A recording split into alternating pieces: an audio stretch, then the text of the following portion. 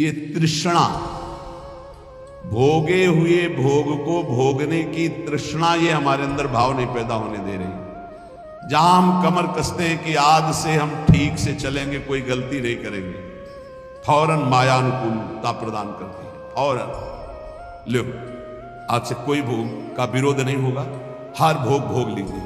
और जहां भोगा तब फिर शिकंजा कसा उसका, फिर वो त्राहिमाम पुकार प्रभु, तब फिर कृपा होती है, फिर वो एकदम चैन शांति मिलती है। तब फिर वो कहती है ये लो, फिर ही भोगो, कोई दिक्कत नहीं। अब फिर वो बस यही तृष्णा। जीरियंते जीरियता केसा दंता जीरियंते जीरियता जीविता सा धना साच जीरियतोपि न जीरियति। शरीर जीर्ण हो जाता है भोगते भोगते, पर भोग की आशा जीर्ण नहीं होती। ये है पापिनी तृष्णा। शरीर बुढ़ापे से युक्त हो गया, लेकिन मनी राम बुढ़ापा अनुभव नहीं करते कि मैं बूढ़ा हो गया हूं। नहीं, जैसा जवानी में वैसे ही वो उद्दंडता करने का मन करता है। जीरियंती जीरता केशा, इनको साधना के द्वारा मारना पड़ेगा, या अवस्था से शांत नहीं होंगे। तो कह रहे जीरियंती जीरियता केशा दंता जीरियंती जीरियता। बाल सफेद हो गए, दांत गिर गए, आंखों में दिखता नहीं, बुढ़ापा आ गया, लेकिन तृष्णा वैसी ही है भोगों की, वो पुरानी नहीं हुई, वो नवीन बनी रहती है। इसलिए ये जो सदैव तृष्णा नवीन रूप धारण करती है, ये जैसे वस्त्र में सूत ओतप्रोत है, ऐसे ही अंतःकरण में तृष्णा ओतप्रोत है। समझ में ही नहीं आता, खाते खाते दांत खत्म हो गए, नकली दांत लग गए, देखते देखते आंखों में ऑपरेशन होकर नई शीशे चढ़ गए, और शीशा लग गया, चश्मा लग गया, कान में मशीन लग गई, सब, पर वो वासना नहीं गई। वही तृष्णा भोगों की, वही मकरत ध्वज भस्म खा के, सोने चांदी की भस्म खा के अभी और कुछ संसार का स्वाद लेना, ये हम नहीं, शास्त्र कहते। और आप अपने हृदयों में, और हम सब अपने हृदयों में देखें, भगवत प्राप्ति में ये तृष्णा डाइन सुरसा की तरह मुंह बढ़ा रही है। सुरसा, हनुमान जी 16 हुए तो 32 हो गए, हनुमान जी 32 हुए तो 64 हो गई। सुरसा डबल बदन, ये तृष्णा ऐसे बढ़ती चली। अच्छा ले भाई, इतना स्वाहा, इतना भोग की आहुति ले ले, अब तू शांत हो जा। वो और डबल प्रज्वलित हो गई, और प्रज्वलित हो, ऐसे तृष्णा बढ़ रही है। तथैव तृष्णा वित्तेन वर्धमानेन वर्धते अनंत पारा दुष्पूरा तृष्णा दोष सतावः अधर्म बहुला चैव तस्मात्ताम परिवर्जयेत्। ये तृष्णा चाहे धन की हो, चाहे भोग की हो, ये सदैव बढ़ती जाती है। जब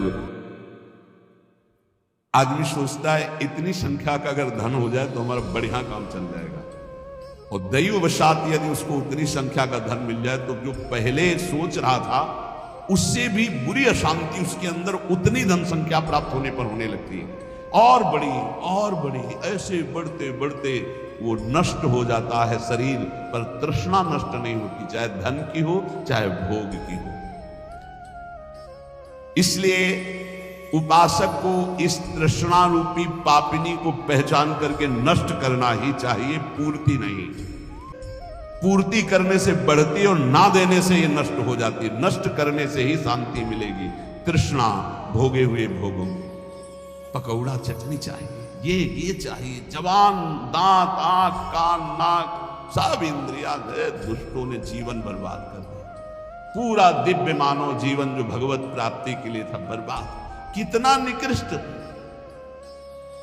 बलिष्ठ होने के लिए कितना निकृष्ट उतर जाता है खान पान व्यवहार में। अब आप विचार कीजिए, वो जो जिसमें अंडा जिसे कहते हैं, उसके अंदर कितना लिबलिबा गंदा पदार्थ होता है। उल्टी नहीं हो जाती इन लोगों को? उल्टी होती, बमन हो जाए देख के, कैसा स्वभाव बन गया। दूसरे के मांस शरीर के ऐसे शौक से खा रहे, घृणा नहीं होती? और तुमको ये नहीं पता है कि तुम धर्म विरुद्ध आहार कर रहे हो, ऐसे ही तुम्हारा नोच नोच के काल तुम्हारे मांस खाएगा। कैसे? बोले हमने तो नहीं देखा नोचते हुए। देख लो जहां एक्सीडेंट होता है, नहीं? यहां सरिया घुसे, यहां घुसा, यहां घुसा, यहां घुसा, आप जिंदा फड़फड़ा रहे हैं, दृश्य देख लो। काट काट के वो सब निकालते निकालते घंटों लगे, उसमें स्वाहा हो गए, आहुति। किसी को भी यहां यदि तुम सुख दोगे तो वो सुख 1000 गुना बढ़कर तुम्हारे जीवन में आएगा, और किसी भी जीव को दुख दोगे तो 1000 गुना बढ़ के मिलेगा। महाभारत में एक तितली की गुदा में बबूल का कांटा डाल के छोड़ दिया मांडव्य ऋषि ने, तो सूली डाल करके निकली नहीं, काट दी गई, अणिमांडव्य पड़ा महाभारत में। देख लें, तितली कोई मनुष्य नहीं है, और वो भी जीव है, उसकी गुदा में बबूल का कांटा, तो ऋषि की गुदा में सूली चुभ हो गई। हम तुम तो बहुत छोटे जीव हैं, वो बहुत बड़ी तपस्या में संलग्न महापुरुष मांडव्य ऋषि, अणिमांडव्य, जिन्होंने सीधे धर्मराज से जाके बात की। यहां यमदूत को देख के सोच और लघुशंका एक साथ छूट जाती है, वो सीधे जाके धमकाए और साप दे दिए, जा 100 वर्ष तक मनुष्य आयु को भोग, तब तुझे पता चलेगा। धर्म के निर्णय में चूक कर दी। मैं 8 वर्ष का था, मुझे ज्ञान नहीं था, बालक था, फिर मुझे ऐसा भयानक दंड क्यों दिया गया? इसलिए हम संकेत में बता रहे, तितली की गुदा में बबूल का कांटा छोड़ा तो उनकी गुदा में सूली चुभ होकर के काट दी गई, निकली नहीं। और तुम खा रहे हो इन पशुओं के मांस को, तो तुम्हारी दुर्दशा नहीं होगी, तुम्हें पता नहीं? इस एक जबान के लिए 2 अंगुल का है खेल सारा। इसके बाद घाटी के नीचे हुआ कोई नहीं मतलब है कि कैसा था, सब मल हो जाएगा, पर 2 अंगुल का स्वाद। अरे बहुत स्वाद ले लिया, थोड़ा राधा नाम का स्वाद लो। मारो इस तृष्णा को, भोजन की तृष्णा को, भोग की तृष्णा को, देखने सुनने बोलने की जो प्रपंच जनित तृष्णा, इसका नाश करो। जो उपासक भगवत मार्ग में आगे बढ़ना चाहता है, वो किसी को मित्र ना बनाए, और मित्र बनाए तो बहुत काल के बाद बनावे।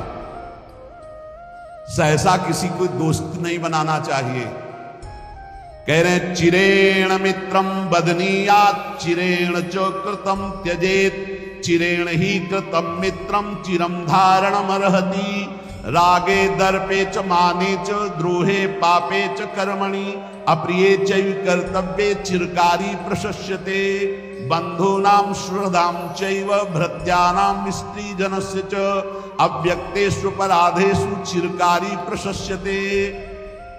चिरकाल तक परीक्षा लेकर ही दोस्त बनाना चाहिए, सहसा किसी को मित्र नहीं बनाना चाहिए। यह हमारे ब्रह्म ऋषियों का आदेश है। क्या परीक्षा ले हम जिससे मित्र बनाना हो?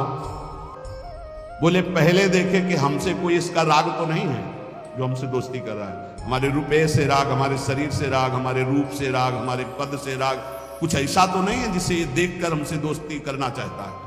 रूप देखकर, शरीर देखकर, पैसा देखकर, अपने सुख की चाह करके हमसे दोस्ती, बिल्कुल।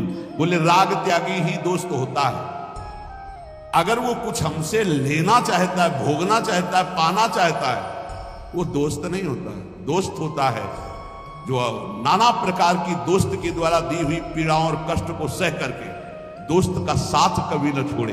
कह रहे चिरम धारण मरहती, चिरकाल तक अपने दोस्त को सुख दे और वो दोस्त उसे दुख दे पर उसे सहता चला जाए, उसे दोस्त कहते हैं। ऐसा कौन दोस्त होगा? बोले राग दर्पे च माने च, द्रोहे पापे च कर्मणि, जो राग त्यागी होगा। ये आजकल जो दोस्त बनाए जा रहे हैं, देख लो, नाप लेना कैसे दोस्त है, इसका परिणाम देख लेना। आजकल दोस्त बनते हैं, चाहे बालक हो चाहे बालिका हो, शरीर को देखकर, रुपया देखकर,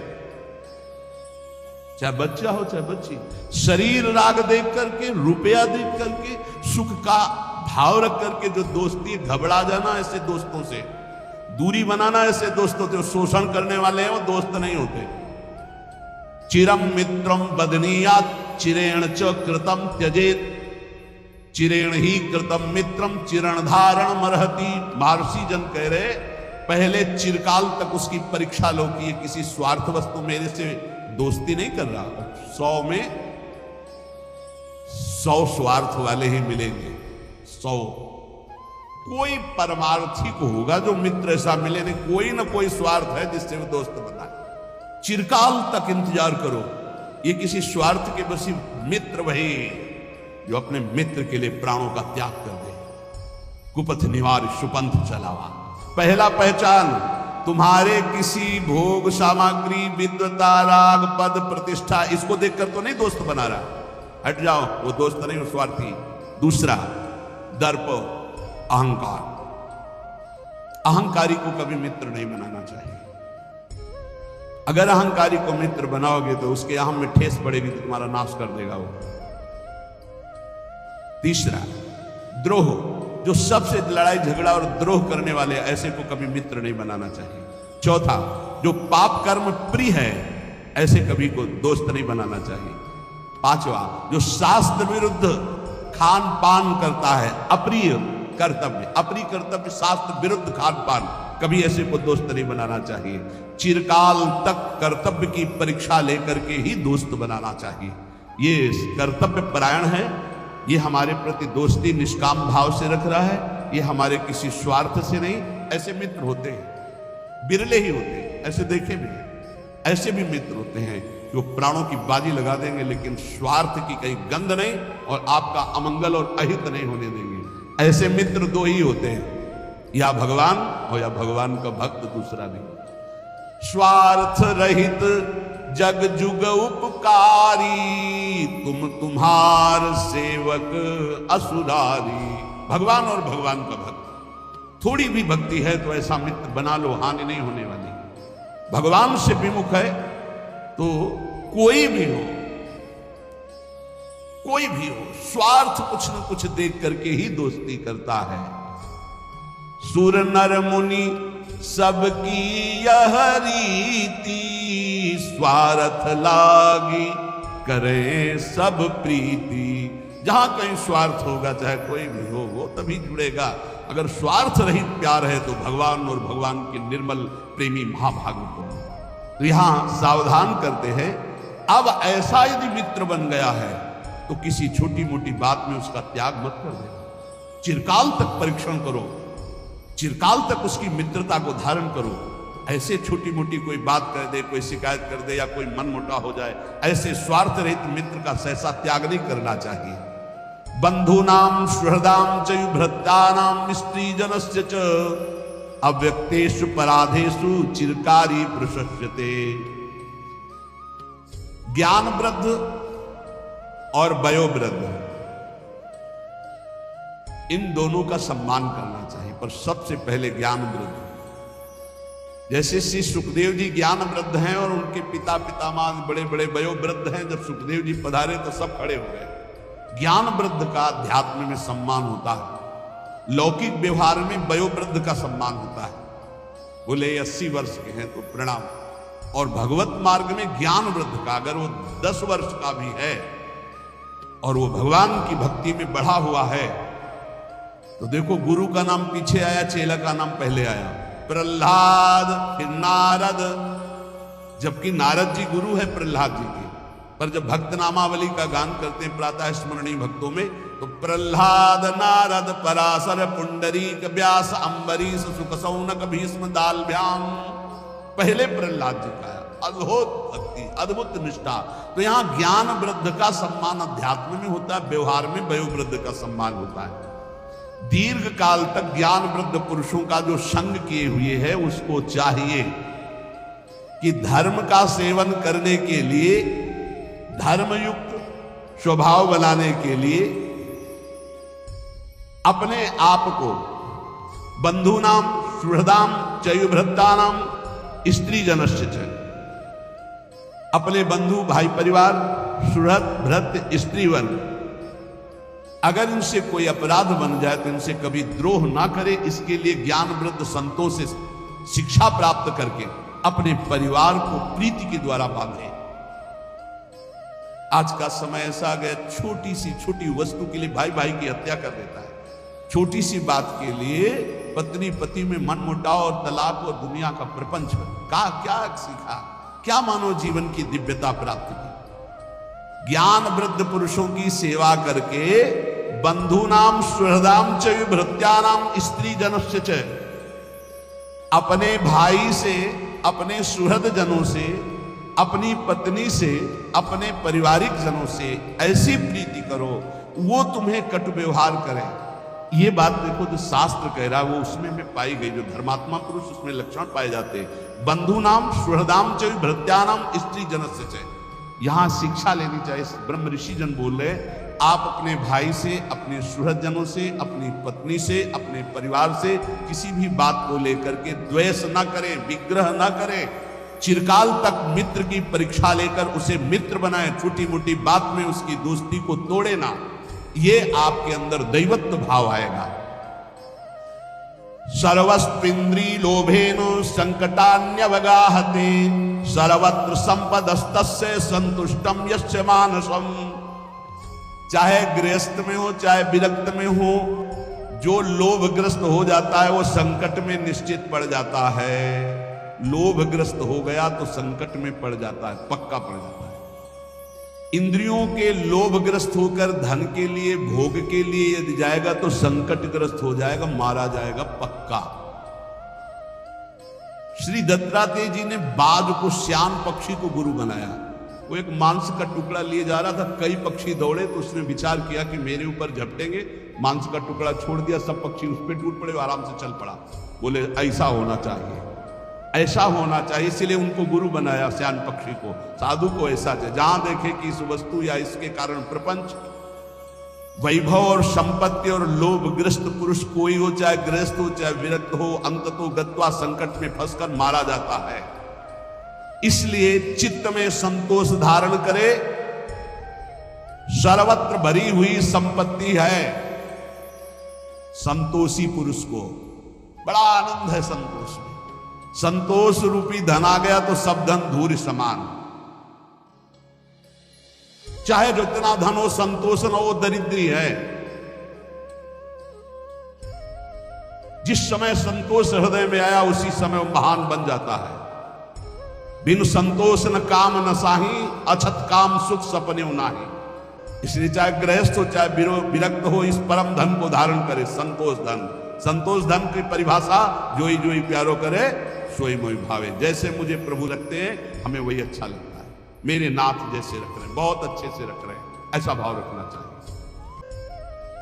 जैसे पैर में जूता पहन ले तो पूरी पृथ्वी में मानो सुरक्षित चरण हो गए। पूरी पृथ्वी में थोड़ी बिछाया जाएगा कारपेट, अपने पैर में जूता पहन। पूरी पृथ्वी को नहीं सुधार सकते, तुम अपने चित्त को सुधार कर संतोष रूपी धन ले आओ। न भाई से झगड़ा करो, न पत्नी से झगड़ा करो, न परिवार से झगड़ा करो, न पड़ोसी से करो। सोचते होगे कि झगड़ा नहीं करेंगे तो फिर लोग हमको सताएंगे, नहीं। जो सताने वाला भाव रखता है वो अपने आप नष्ट हो जाता है। आप संतोष धारण करो और देखना, जो उद्दंड हैं, जो दूसरों को दुख देते हैं, अपने आप नष्ट हो जाते हैं। ये खूब देखी हुई बात कह रहे हैं, शास्त्र से और व्यवहार से भी। इसलिए संतोष रूपी अमृत का पान करने वाला चाहे गृहस्थ हो चाहे विरक्त हो, वो सुख को प्राप्त होता है। जो धन के लोभ से, भोगों के लोभ से असंतुष्ट रहता है उसी को दरिद्री कहते हैं, चाहे जितना बड़ा हो। असंतोष ही सबसे बड़ा दरिद्रतापन है, भिखमंगापन है, दुख है। संतोष सबसे बड़ा सुख है। अतः परमार्थिक चाहे गृहस्थ हो या विरक्त, सुख चाहने वाले को संतोष रूपी धन हृदय में धारण करना चाहिए। परब्रह्म परम धाम योशो ब्रह्म तथा परम तमाराध्य हरिम याति मुक्ति मप्यति दुर्लभाम। परम दुर्लभ मुक्ति, परम दुर्लभ सुख उसी को प्राप्त होता है जो भोगों से संतुष्ट होकर भगवान श्री हरि की उपासना करता है। जैसे गोस्वामी तुलसीदास जी कह रहे हैं, जथा लाभ संतोष सदा काहू सो कछु न चाहोंगो। इससे बहुत जल्दी हरि प्रसन्न होते हैं और नाम जब कर रहा, हरि की आराधना कर रहा है। वो परब्रह्म परम धाम योशो ब्रह्म तथा परम, जो परब्रह्म है, परम धाम है, परम स्वरूप है, उन श्री हरि की आराधना वही पुरुष कर सकता है जो संतोषी है, और वही मोक्ष पद को प्राप्त होता है। और जो संतोषी नहीं, तो पहले सुना भेषधारी हरि के उर शालय। अब यहां महर्षि पुलस्त जी कह रहे, धाम, पुरी और तीर्थ प्रायः गृहस्थ या विरक्त सब कोई इनका सेवन करता है। सेवन सब कोई करता है, लेकिन फल कौन प्राप्त कर पाता है? तीर्थों में, धाम में, पुरियों में, ये महर्षियों की वाणी है। तीर्थ सेवन करने वाले को फल कौन प्राप्त कर पाता है और कौन अपने फलों को गंवा देता है, जो और पहले से है पुण्य फल उनको नष्ट कर देता है तीर्थों में जाके। तो बोले यस्य हस्तौ च पादौ च मनश्चैव सुसंयतम विद्या तपश्च कीर्तिश्च तीर्थ फलमश्नुते पतिगहादुपावृत्तः संतुष्टो येन केनचित् अहंकार निवृत्तश्च सा तीर्थ फलमश्नुते अक्रोधनश्च राजेन्द्र सत्यशीलो दृढ़व्रतः आत्मोपमश्च भूतेषु स तीर्थ फलमश्नुते। तीर्थों में जाए तो अपने हाथों को, अपने पैर को, अपने मन को संयम में रखे। जो विद्वान, तपस्वी, गृहस्थ, विरक्त कोई भी हो, पहली बात तीर्थों में जाए तो अपने शरीर को संयम में रखे। पहला, कभी किसी तीर्थों में मैथुन धर्म का प्रयोग न करें।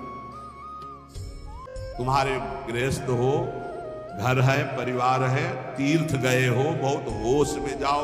जैसे हरिद्वार, काशी, द्वारिका, पुरी, ये ब्रज धाम, कहीं भी भगवान की कृपा से यदि जाना मिले तो पहला नियम ले लो कि हमको इन तीर्थों में ब्रह्मचर्य से रहना। 1 दिन, 2 दिन, 3 दिन, 4 दिन, जितने दिन तुम्हें रहना हो, ब्रह्मचर्य का पहला। दूसरा, कोई ऐसा कार्य तुम्हारे हाथ से न बन जाए, हाथ पैर अहंकार संभाल के तीर्थ में। संत कनि रंकन जानती अभिमानी गर्विष्ठ लोभ मद मत अगाधा दुष्ट परिहरो दूरी भजत भज श्री हरि राधा। धामों में, तीर्थों में ऐसे भगवान के लाडले घूमते हैं जिनको तुम समझोगे पागल हैं, जिनको समझोगे भिखमंगे हैं, जिनको समझोगे ये भूल कभी न करे तीर्थों में जाके किसी भिखारी, किसी पागल, किसी को कमजोर समझकर ये आप मार दें, पीट दें। पहली बात, किसी भी तीर्थ में जाकर मैथुन धर्म का प्रयोग न करें। गृहस्थ किसी भी तीर्थ में जाकर किसी को गरीब या भिक्षुक या भिखारी को समझ करके कि अरे ये तो ऐसे ही, कहीं आप उनकी अवहेलना न कर दें, उनके ऊपर हाथ ना उठा देने, सारे सुकृत चले जाएंगे। और कह रहे, जो तीर्थ सेवन का फल प्राप्त करता, तीर्थों में जो बटता हो उसे नहीं पाना चाहिए। प्रतिग्रह शून्य। अगर जैसे हलवा पूड़ी परिक्रमा में बट रहा है या कहीं बट रहा है, बोले ये प्रभु का प्रसाद है, आप ले लीजिए, प्रणाम करो। आपको ये नहीं कि दबा के हलवा पाए, परिक्रमा किए हो, आप आए हो गृहस्थी में, बिल्कुल आपको किनका नहीं लेना। किनका लेना है? राधा रमण जी के मंदिर में, राधा वल्लभ जी के मंदिर में, बिहारी जी के मंदिर में, वहां बट रहा है तो आप किनका ले लीजिए। रोड में बट रहा है, संसार में बट रहा है, ये सुकृत और पुण्य के लिए ये प्रतिग्रह है, गृहस्थी को नहीं लेना चाहिए। विरक्त को भिक्षान्न की अगर उसका बहुत मौज आई है तो एक ही से ले लो, फिर वो